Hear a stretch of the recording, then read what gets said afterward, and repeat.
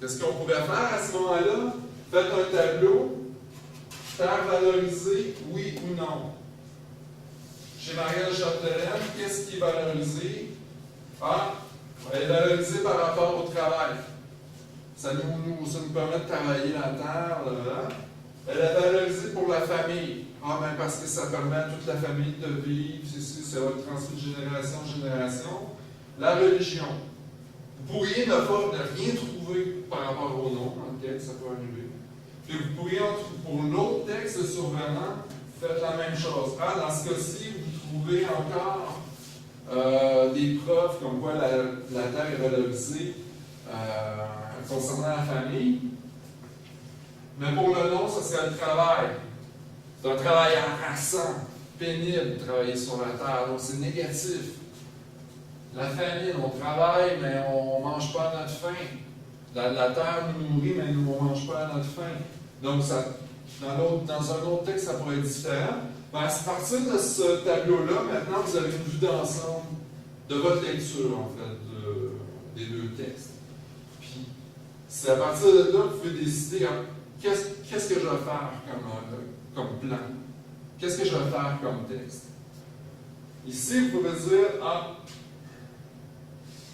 j'ai beaucoup de oui, mais j'ai juste un non. Je veux dire, j'ai juste un oui du côté du survenant. Deux citations, mais j'ai juste un oui concernant le même thème. Donc, je pourrais faire un gros premier paragraphe avec Maria, mais le deuxième paragraphe, ça serait pas mal court au niveau du survenant en ce qui concerne le survenant. Donc, ça ne marchera pas bien, très bien. Fait que là, à ce moment-là, vous pouvez dire, OK, mon premier paragraphe, je vais dire que oui, elle est valorisée chez Marielle Chapdelaine, mais qu'elle n'était pas valorisée dans le survenant, parce que là, vous avez plus d'éléments vers le non pour le survenant. Donc, vous décidez de faire oui et non. Vous pouvez toujours dire oui et non. Pardon? On peut dire oui dans un texte, non pour l'autre. C'est ça, c'est ça. Votre conclusion, ça va être que oui, chez Marielle Chapdelaine, la terre est valorisée, mais elle n'est pas valorisée chez le survenant.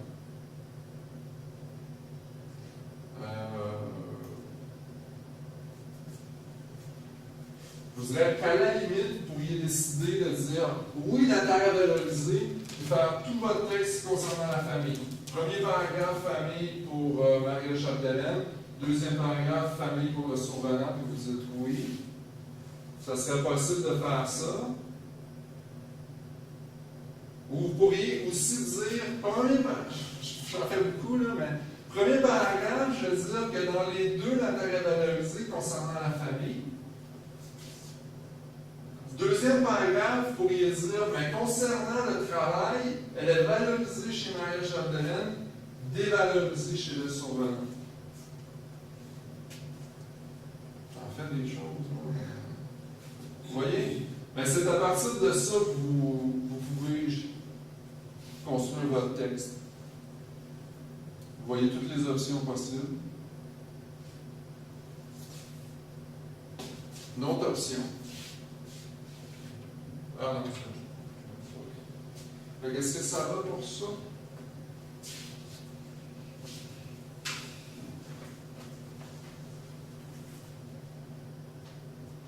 Réa, j'ai l'impression que vous êtes très d'accord. Non, juste que je ne savais pas jusqu'à maintenant que si on prend le texte, pour le premier paragraphe, on peut dire oui, pour le deuxième, on peut dire non. Ouais. Je pensais que si on dit oui, on prend les deux textes pour dire oui.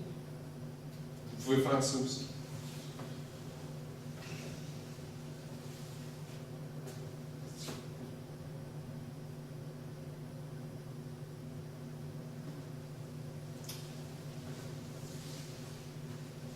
Le troisième type, la comparaison avec deux textes, questions différentes.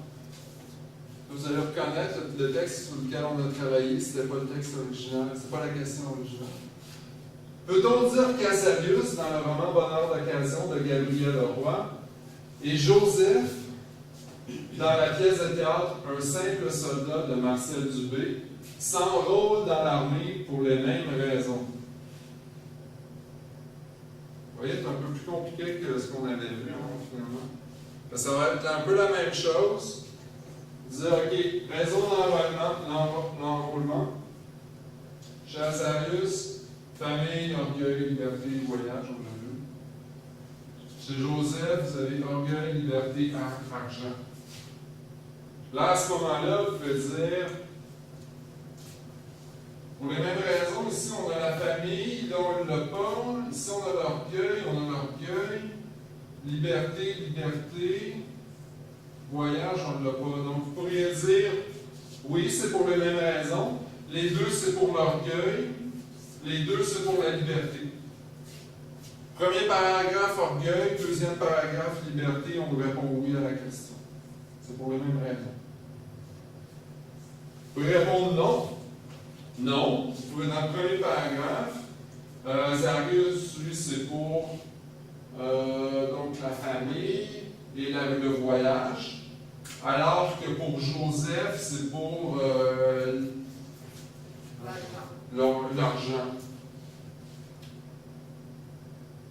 Ou on peut dire que oui, Azarius a un rôle pour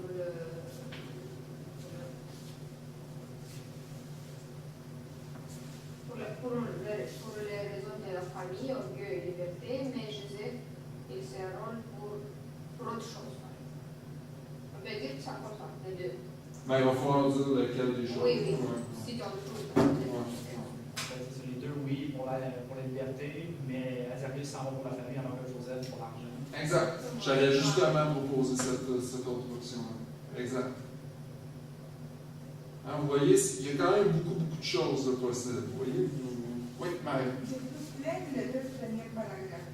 Ça veut dire oui, oui, non, non, oui. Mais le troisième, est-ce qu'il faut toujours le faire ou... Non, non, c'est ça, vous faites ce que vous préférez. Moi, je vous conseille beaucoup, c'est préférable de dire oui, répondre oui à la question, ou répondre non, c'est préférable. Je ne sais pas si je devrais dire ça, mais c'est plus facile de moins se mélanger. Disons que c'est plus sécuritaire.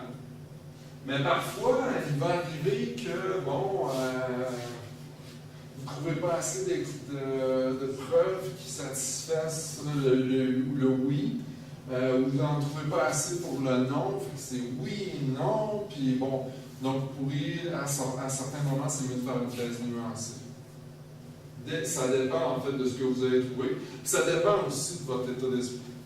Je vous dirais franchement, j'ai des étudiants qui, oui, c'est oui, puis non, qui ne sont pas capables de voir juste le oui, parce que ici, si on dit oui, là, ah oui, c'est pour les mêmes raisons, c'est pour la famille, non, c'est pour l'orgueil et la liberté. Il y a des gens qui, pour eux, ouais, mais non, mais c'est pas la même affaire, fait qu'ils ne sont pas capables de ne pas le dire.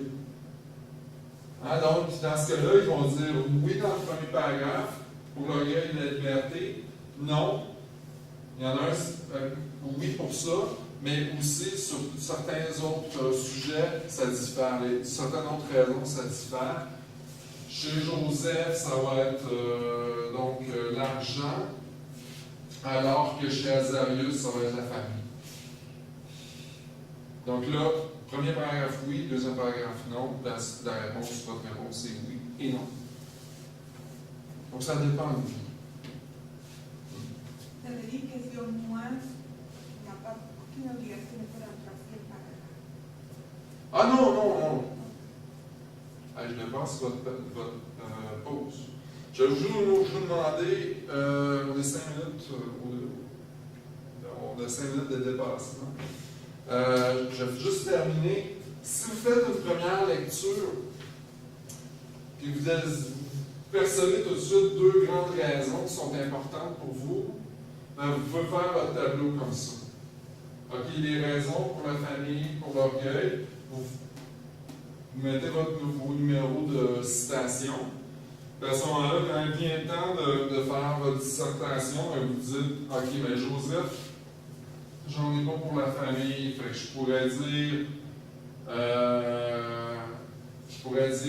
oui, répondre à oui, puis juste répondre parler de l'orgueil.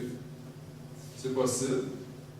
Alors, vous pouvez faire le premier paragraphe, Oui, Azarius le fait par orgueil, puis là, vous expliquez. Deuxième paragraphe, vous dites, oui, Joseph aussi le fait par orgueil.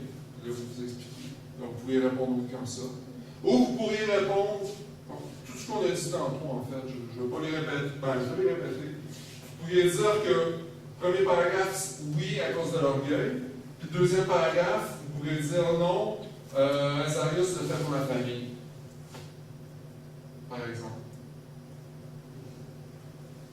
Donc, Dans un cas comme ça, on a des citations du côté de la famille pour Azarius, mais qu'on n'a rien pour. Comme tu sais, on ne le fait pas pour la famille, mais il n'y a pas de mention famille. ouais, à ce moment-là, vous pourriez trouver quelque chose d'autre. Habituellement, il va y avoir une opposition. C'est ça, vous devriez trouver une opposition à ce moment-là. Mais, puis évidemment, là, vous avez je vous ai donné plein de numéros, là. Vous n'avez pas à utiliser toutes vos citations. Prenez celle que vous préférez. Est-ce que c'est bon pour ça? Donc, je vous laisse aller à la pause. Mais je vais empiéter sur votre pause tout de suite parce que Aurélien est un grand retard. On a, en fait, vous savez tout su. Moi aussi, ouais. Ouais. Donc, on suggère que le 9, on fasse le 3e atelier de 6 à 8, puis le 4e, on le fasse le 10.